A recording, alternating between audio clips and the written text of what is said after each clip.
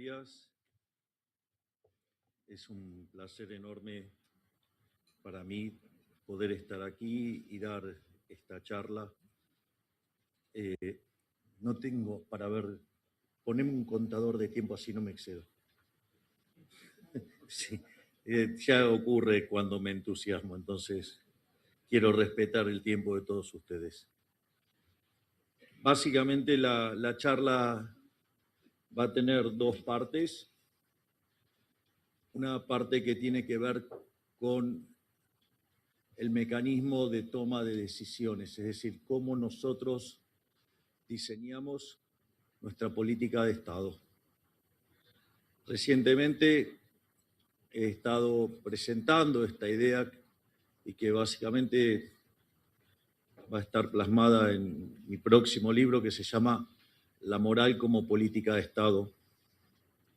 Concretamente, nosotros tenemos como objetivo hacer de Argentina el país más libre del mundo,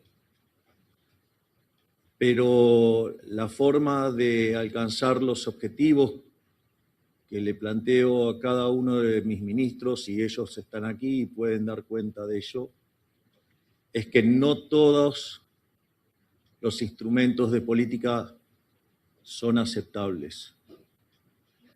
Es decir, hay restricciones morales. Porque cuando en realidad uno hace lo que es justo, la economía prospera. Sin embargo, cuando uno, por conseguir algún resultado de corto plazo, aplica medidas que son injustas, eso tarde o temprano termina mal. Básicamente, este esquema analítico lo que hace es establecer un orden de mérito. En primer lugar, nosotros ponemos los valores éticos y morales. O sea, cuando hablo de los valores éticos y morales y que hacen a lo que nosotros llamamos Occidente y que es responsable de la mayor hazaña civilizatoria de la historia de la humanidad, básicamente significan 4 pilares. Un pilar basado en la filosofía griega, el derecho romano, la rectitud de los estoicos y los valores judeocristianos. Es decir, determinar qué es lo que está bien y qué es lo que está mal. Es decir, hay límites al relativismo moral, pero hay cosas que no se pueden violar. Nosotros como liberales, esa barrera está dada por lo que se conocen como los derechos naturales, que es el derecho a la vida, a la libertad, y el derecho derivado de esa libertad y la propiedad sobre su propio cuerpo es la propiedad privada y los intercambios libres. Y ese conjunto de derechos, sumados al principio de no agresión, da como resultado que el sistema capitalista de libre empresa no solo que es más eficiente, sino que además ese sistema es justo. Este no es un tema menor, eso está probado en la charla que di en el mes de enero en Davos, en el punto 2 de la conferencia.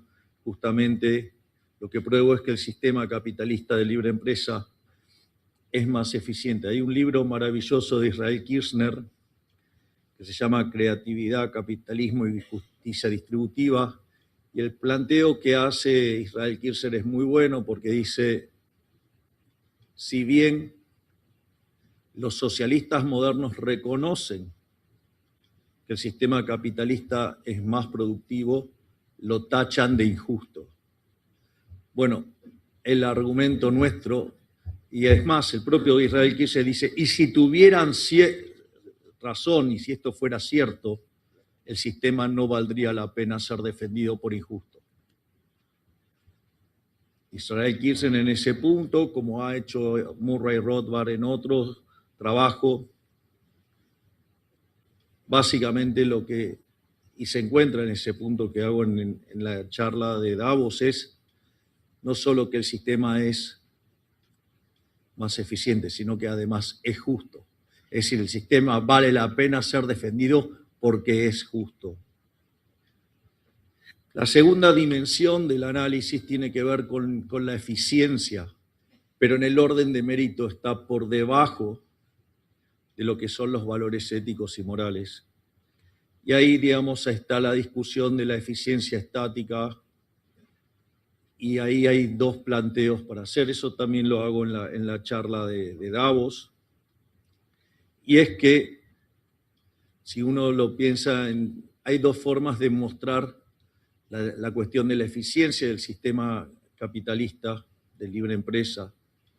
Una es la tradicional, que utiliza la teoría neoclásica, digamos, que trata de reproducir la idea de la mano invisible de Adam Smith. Digamos que en el día de ayer se cumplieron 250 años de esa obra maravillosa. Digamos, Adam Smith es alguien bastante discutido. Desde mi perspectiva, Adam Smith es a la economía lo que Gauss a la matemática, una persona que escribió 200 años adelantado a su tiempo. Pero no me voy a poner a hablar de Adam Smith porque ahí sí, digamos, o sea, se van a empezar a tirar por las ventanas, ¿no?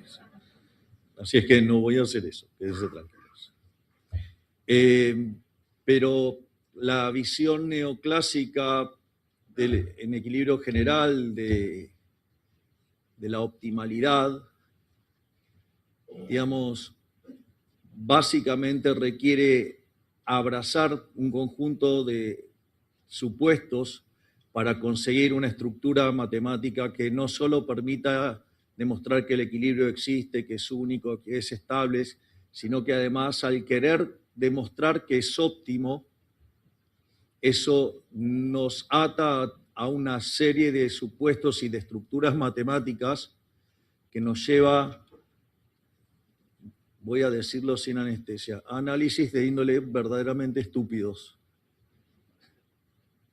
a punto tal que en algún lugar los economistas nos volvimos locos, y que cuando el modelo no mapea con la realidad, lo que haría cualquier persona, digamos, supongan que ustedes se enfrentan a un analista y traen un modelo que puede ser muy lindo estéticamente, pero no mapea la realidad. ¿Qué harían? Bueno, cualquier persona razonable le diría al analista: tira ese modelo y trae uno que funcione. No, eso para los economistas es una herejía. Es decir, en realidad, cuando la realidad no mapea con el modelo, lo llamamos fallo de mercado, y algo que verdaderamente es un disparate. Y todo deriva de que no mapea la estructura topológica con la que nosotros queremos demostrar un máximo. En ese sentido, en la parte 3 de la charla que di en Davos, básicamente repliqué la demostración que hace Hans Gemma Hoppe, que demuestra la optimalidad del equilibrio de capitalista de libre empresa, pero lo hace mediante la lógica.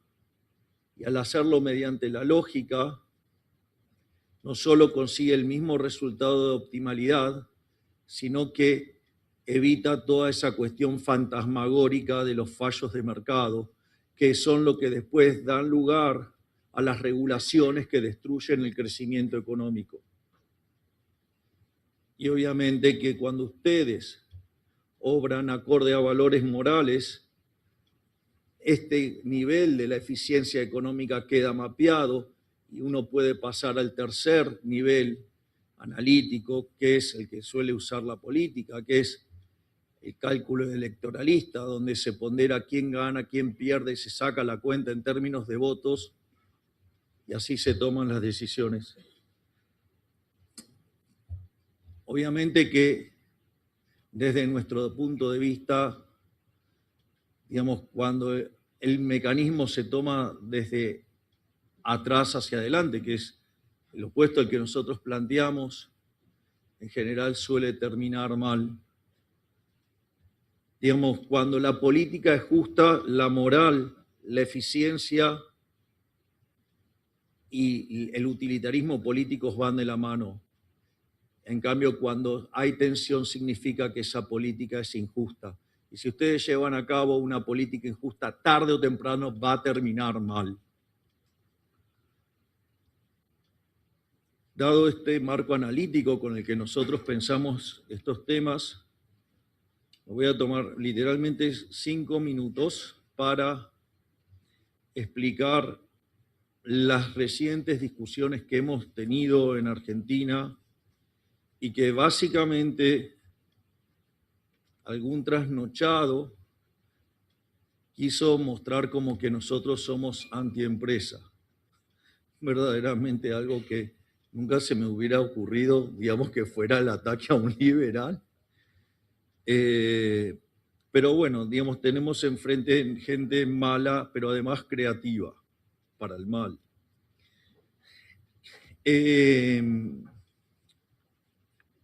Todos saben que en las últimas semanas tuve confrontaciones abiertas con Paolo Roca, con Javier Madanes Quintanilla y con el sector textil. Como nadie me puso una cara visible, digamos, no los puedo atacar de manera directa, pero sí puedo decir que los otros dos son dos empresarios prebendarios. Entonces la pregunta es, antes de todo, la pregunta es moral. Yo quisiera saber cuántos de acá están dispuestos a aceptar que se les cercene la libertad a los individuos. ¿Quiénes están en contra de que seamos libres de elegir el producto que se nos dé la gana? Parece que nadie. La otra pregunta es, ¿quiénes están a favor del robo? Veo que nadie. Dios, después no sea que Dios atacó a Roca y a Madanes. Quizás Roca, Madanes, en connivencia con políticos ladrones, atacaron a los argentinos durante muchos años, pero se terminó. Se terminó la Argentina corrupta. Porque también pregunto, ¿quién está a favor de la corrupción? Bien, es incómodo cuando uno hace estas preguntas, pero yo estoy dispuesto a hacer este debate por una Argentina mejor. Entonces ahora voy a demostrar cómo nosotros aplicamos esto a la realidad. ¿Qué podría hacer un político populista? Un político populista claramente podría abrir las importaciones, podría abrir el comercio. Porque básicamente si abre el comercio implica tener bienes de mejor calidad a un mejor precio.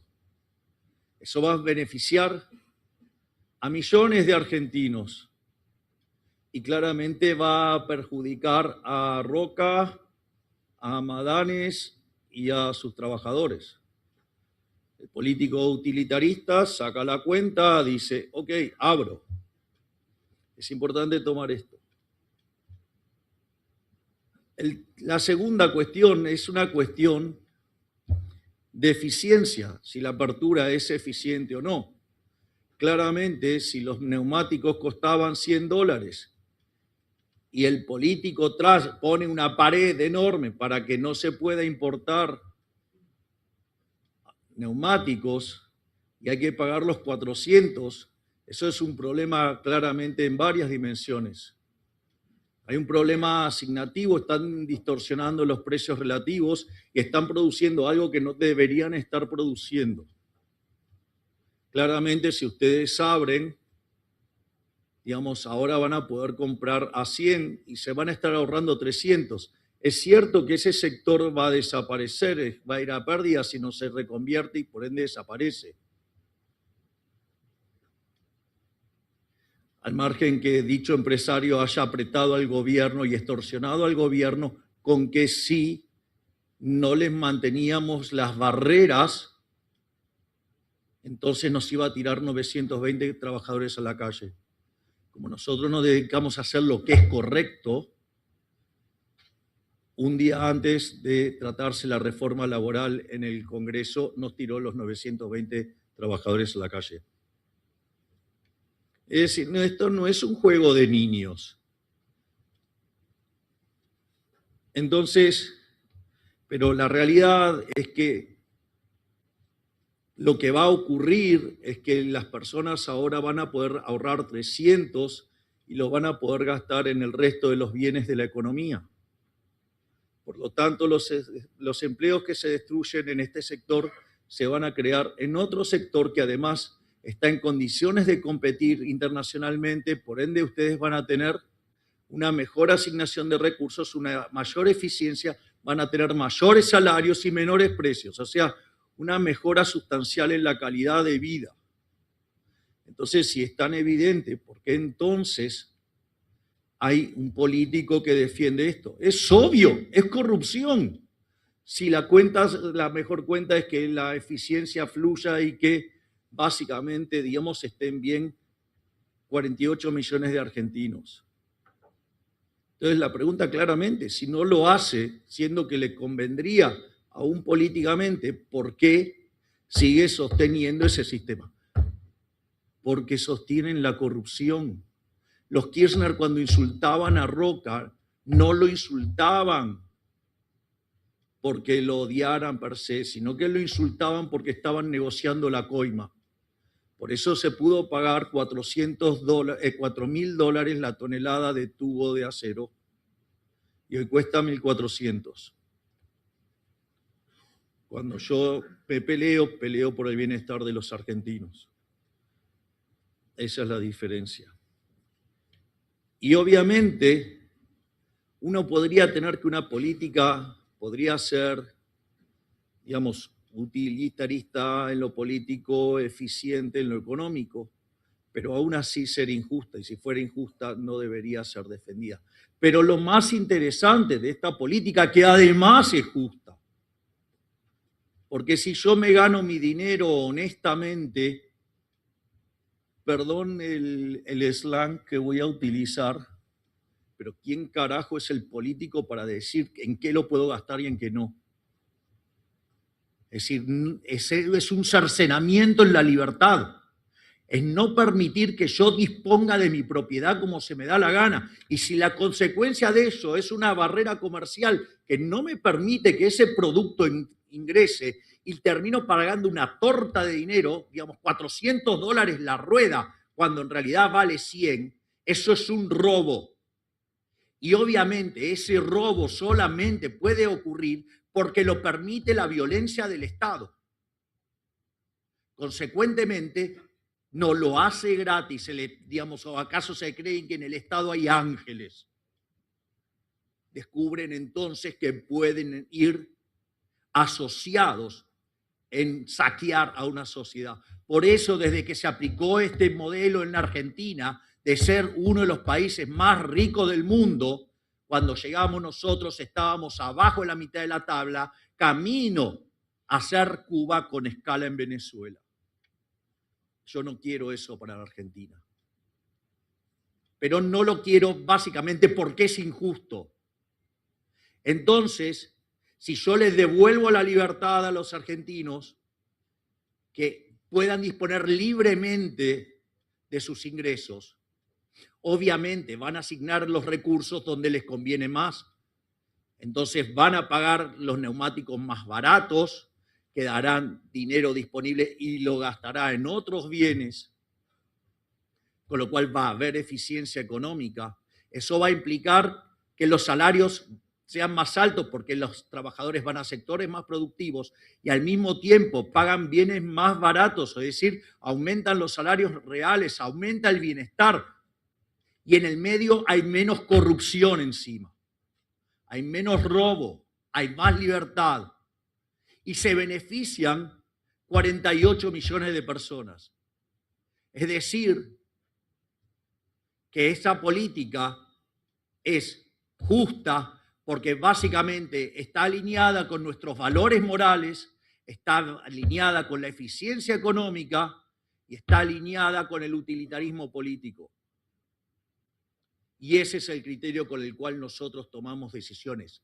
Nuestras decisiones están sostenidas sobre lo que es justo. Y si alguna política que fuera justa tuviera una contracara negativa desde el lado de vista electoral, para eso soy un estoico, para bancarme el costo que me tenga que bancar por hacer lo correcto. Y eso podemos dar pruebas desde el primer día, porque nosotros llegamos el primer día y teníamos déficit fiscal consolidado de 15 puntos del PBI. Y gracias a titanes como Toto Caputo, digamos, como Pablo Quirno, como Santiago Bausili, hicimos lo imposible en un mes. Gracias, Juan, que ahora te veo. El responsable de inocencia fiscal. Gracias, Juan. Gracias por todos los argentinos. En ese sentido, decían que era imposible ajustar esos 5 puntos en toda la presidencia. Nosotros dijimos que lo íbamos a hacer en el primer año. Toto lo logró en el primer mes. Por algo sos el mejor del mundo.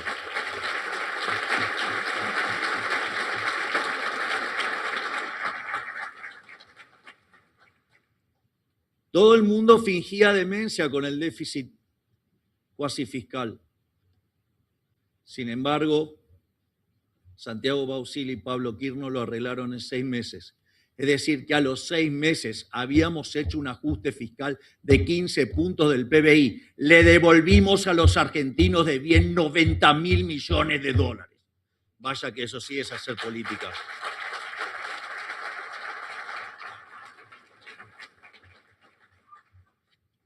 Por lo tanto, ¿y qué hubiera dicho la otra parte de la biblioteca? ¿Cómo vas a ajustar así? Se te va a derrumbar la actividad económica, te van a arrasar en las elecciones, te van a destruir la popularidad. Bueno, creo que tuvimos una elección bastante exitosa. Ganamos 41 a 24 al kirchnerismo, le sacamos 17 puntos. En condiciones normales hubiera sido un triunfo en primera vuelta si hubiera sido presidencial. Por la composición de la votación, ganamos la mitad de las bancas de diputados en juego, ganamos 2/3 de las bancas de senadores, le quitamos la mayoría en las 2 cámaras al peronismo y estamos pasando reformas que nunca se habían logrado en la Argentina, como la reforma laboral y como la baja en la imputabilidad. Vaya que políticamente funciona. Gracias, jefe.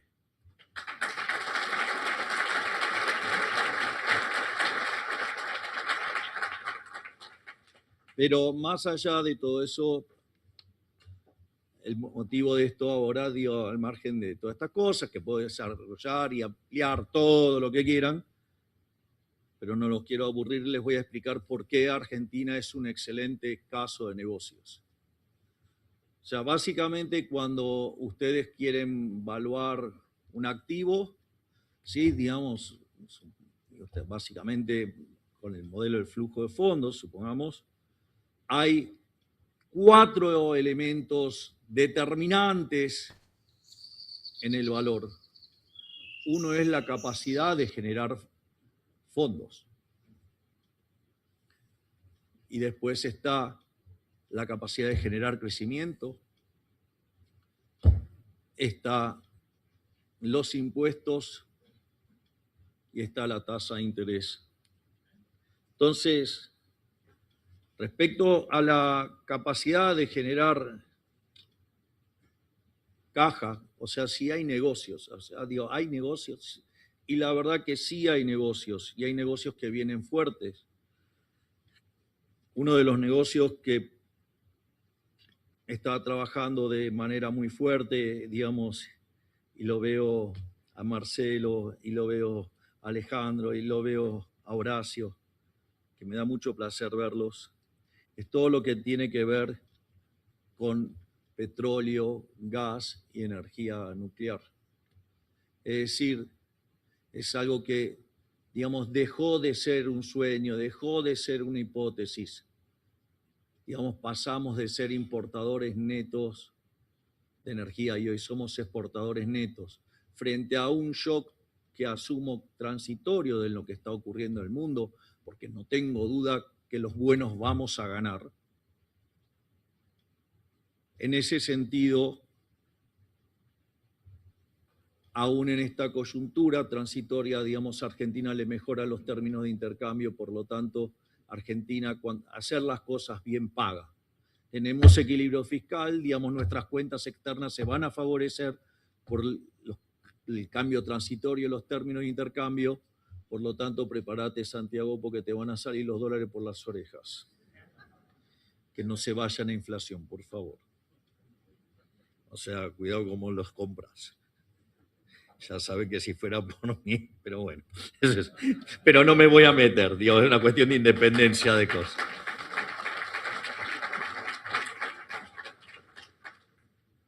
Otro sector que afortunadamente viene muy bien y que promete mucho es el caso de la minería, con proyectos de cobre, proyectos de litio, proyectos de oro, proyectos de plata, minerales raros, digamos, y obviamente uranio.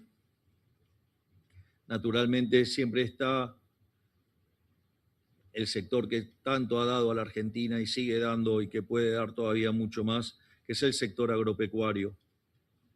Naturalmente lo que te viene de la economía del conocimiento, los data centers, ¿sí? Y obviamente todo lo que se puede hacer en el sector financiero. Nosotros cuando llegamos, los préstamos al sector privado no financiero eran un poquito menos de 4 puntos del PBI, digamos, por lo tanto la oportunidad de negocio que hay ahí es enorme porque podríamos ir, básicamente, si nos convertimos en un país razonable, podríamos ir a 70, 80%, por lo tanto, digamos, claramente hay mucho, pero mucho para crecer.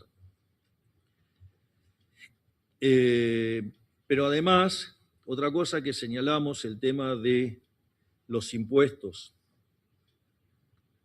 Es decir, la forma de atacar la propiedad privada son dos, una que es explícita, que es el cobro de impuestos, y el otro son las regulaciones.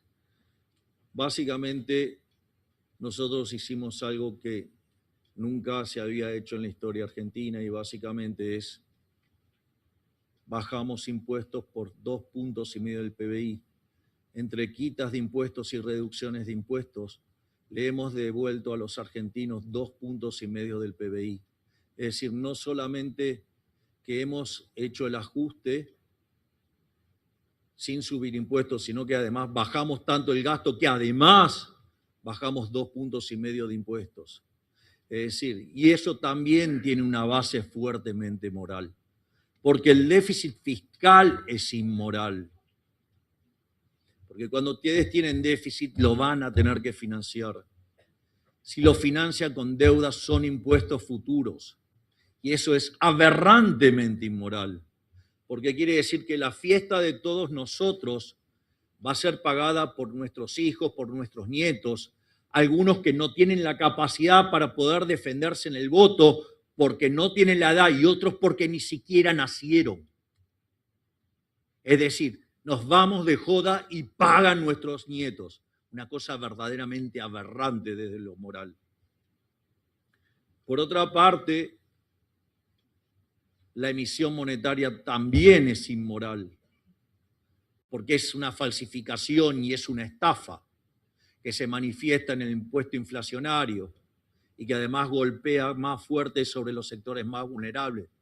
No por nada la tremenda caída en la tasa de inflación, que llegó a estar en torno de niveles del 300, y que en dinámica, cuando asumimos del 1,5 diario, podía haber escalado a 17.000, hoy en 32, la mayorista en 24. Eso muestra que es una política pro pobre, porque en el medio sacamos a cerca de 15 millones de personas de la pobreza. Es decir, los desalmados del libre mercado bajaron la pobreza en 27 puntos porcentuales al nivel más bajo de los últimos 9 años. Vaya que funciona.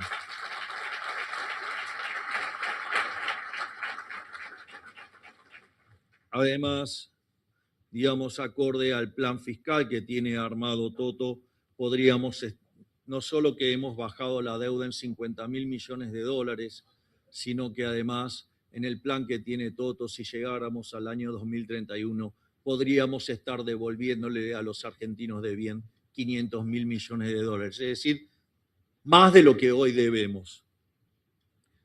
Al mismo tiempo, cuando hablamos de tasa de interés, tenemos que hablar del riesgo país. Nosotros, cuando fue la elección, el riesgo país estaba en 2.500 puntos básicos, hoy está en 550, y si uno toma el riesgo de esta administración, ya que hicimos colocaciones de deuda hasta el 2027, es decir, la voy a pagar yo. Bueno, el riesgo de esa es 220. ¿Esto qué quiere decir? Que todavía, digamos, el riesgo Cuca, ese escenario catástrofe, ese cisne negro sigue causando daño, digamos, para lo que serían las colocaciones más allá del 2027. Pero bueno, estamos haciendo todo para terminar de una vez y por todas con el populismo y en especial con el kirchnerismo. Nos fue bien en la de medio término, esperemos que nos vaya mejor en la general. A su vez, también otra cosa que también podemos mencionar es que esto va a impactar también en la tasa de crecimiento, porque si el riesgo país quedara en torno a los 550, la economía argentina crecería a tasas del 4 o 5%, mientras que si el riesgo cayera, digamos, a niveles de 220, la economía argentina podría estar creciendo al 7 u 8%, es decir, que podría estar duplicando el PBI cada básicamente 9 años, 10 años. El otro tema importante es que el déficit cero hace que el superávit primario cubra el pago de intereses, por ende la deuda no varía, consecuentemente la relación deuda-producto es no creciente, por ende Argentina es solvente intertemporalmente, por lo tanto tarde o temprano la tasa de interés va a bajar porque va a bajar el riesgo país, es decir, porque vamos a seguir pagando, no vamos a ceder en esa política de honrar nuestros compromisos. Hemos hecho un culto del derecho de propiedad, hemos logrado hacer una estabilización exitosa sin tener que expropiar a nadie con Plan Bonex, Corralitos o cualquiera de esas aberraciones que se hicieron en el pasado. Todo lo que hicimos lo hicimos respetando el derecho de propiedad. Y si se respeta el derecho de propiedad, las deudas se pagan.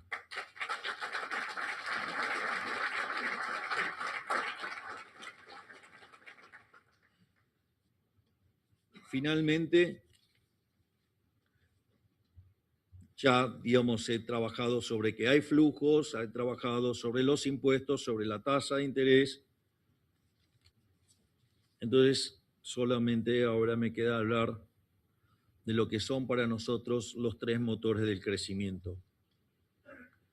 El primer motor de crecimiento que me gusta mencionar a mí siempre de manera enfática es el que está a cargo del coloso de Federico Sturzenegger.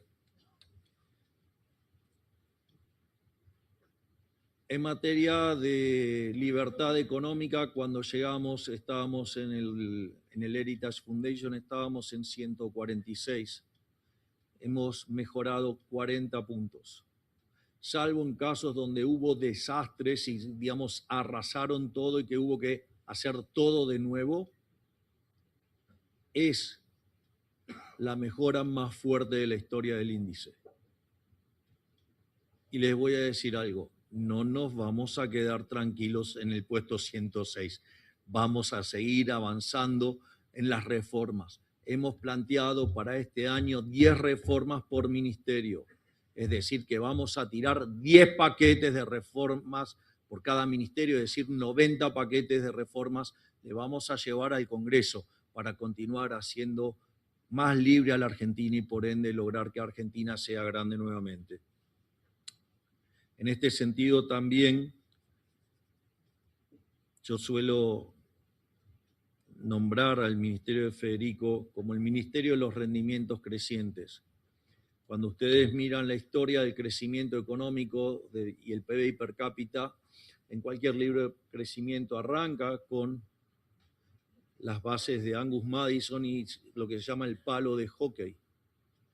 Es decir, está, digamos, la condición natural del hombre hasta la llegada de la revolución industrial era la pobreza. Sin embargo, algo cambió y a partir de ahí apareció que el PBI per cápita se multiplicó más de 15 veces en un contexto donde la población se multiplicó por 10. Es decir, que Adam Smith con la fábrica de alfileres fue el que la vio primero. Y en ese contexto, cuando ustedes miran la estructura de la función de producción, si ustedes trabajan con rendimientos constantes a escala, eso lo que hace es que ustedes no puedan generar crecimiento. Ahora, si ustedes tienen rendimientos crecientes, eso un neoclásico lo llamará estructura no convexa, digamos, o en términos coloquiales, alguna estructura de mercado concentrada, el más polar sería el monopolio. ¿Y qué se le ocurre al político? Regular. Cuando regula, mata los rendimientos crecientes. Y cuando mata los rendimientos crecientes, mata el crecimiento económico. ¿Quieren ver un ejemplo? Miren Europa, hiperrecontra regulada hasta la médula. Es imposible que crezca. Y vaya todos los problemas que están teniendo como consecuencia de ello. Y creen que algunos de ellos, no te rías vos, no te rías. Eso hace que la solución que proponen es peor todavía que lo que hay. Así que nosotros en la dirección opuesta, entonces decidimos desregular, decidimos liberar rendimientos crecientes y eso, digamos, tiene una fuerte contrapartida en términos de crecimiento económico. Claro, pero una cosa es decirlo, pero el señor que está acá hizo 15.000 desregulaciones. Gracias, Federico.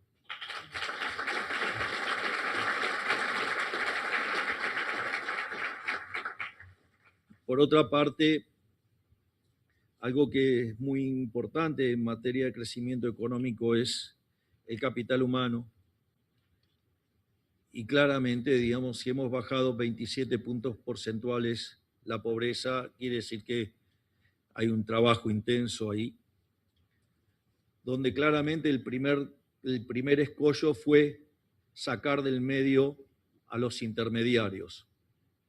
Y eso permitió duplicar la ayuda que recibían los sectores más vulnerables sin aumentar un solo peso de partida. Es decir, sacamos a los ladrones del medio y mejoró la condición de vida de los vulnerables. Obviamente que donde hay un kirchnerista pataleando hay un curro que se acabó. Entonces, si había tantos kirchneristas pataleando por esto es porque les estábamos rompiendo las cajas.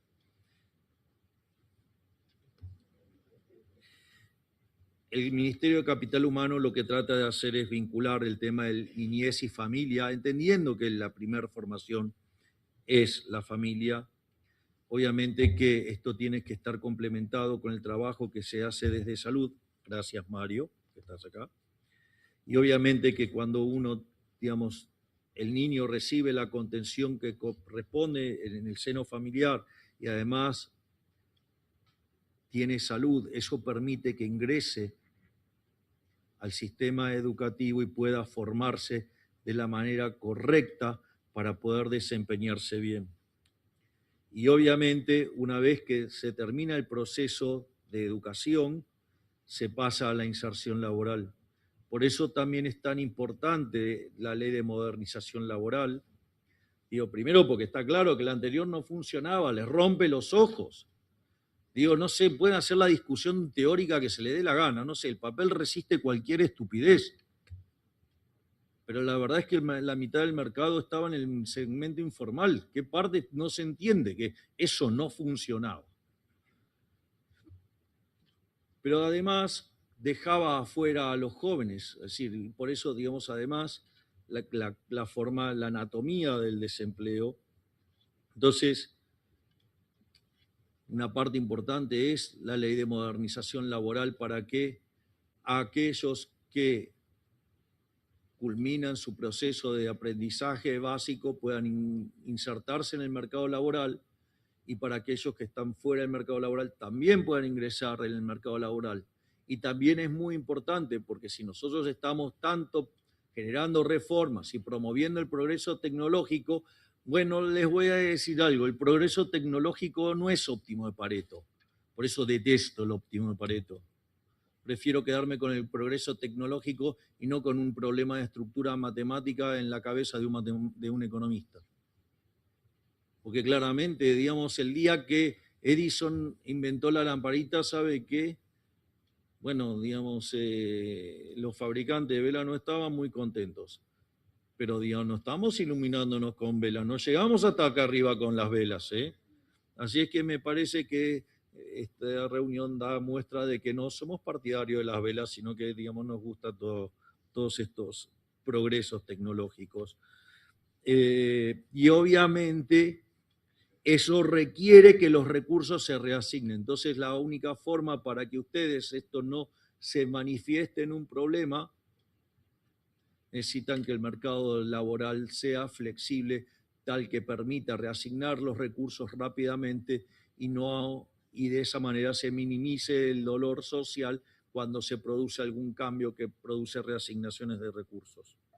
Que además, digamos, sería transitorio, digamos, dada la mejora. Y el otro tema es el de la apertura. Obviamente que aquellos países que son más abiertos tienen un PBI per cápita 9 veces más grande. Y Argentina es, dado su nivel de ingreso, el país más cerrado del mundo. El coeficiente de apertura de Argentina es de 28%, cuando, dado el ingreso que tiene, debería ser 93%. ¿De qué apertura indiscriminada me hablan? Cuando hablan de apertura indiscriminada, son una manga de... Bueno, pónganle en el subtítulo. Yo lo pienso y ustedes se lo imaginan, que están reclamando por cazar en el zoológico. Es decir, no hay que darle tiempo. Sí, el argumento de la industria infante. El infante tiene 80 años. Más tiempo. Pero esto solamente pudo ser sostenido porque del otro lado estaba el aparato represivo del Estado. Y me temo que eso no lo hicieron gratis, porque lo que les convenía era abrir la economía y eso hubiera generado más bienestar y más votos, y sin embargo no lo hacían, con lo cual el principio de revelación dice que aquellos que defienden la industria nacional son unos chorros.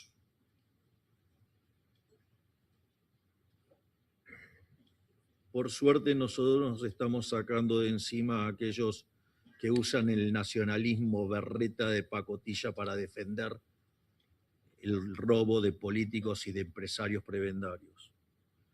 Obviamente que todo este tipo de peleas no son gratis, hacen ruido, pero como el estoico que soy, estoy dispuesto a soportar operaciones, presiones, difamaciones, pero no voy a ceder en hacer grande la Argentina nuevamente.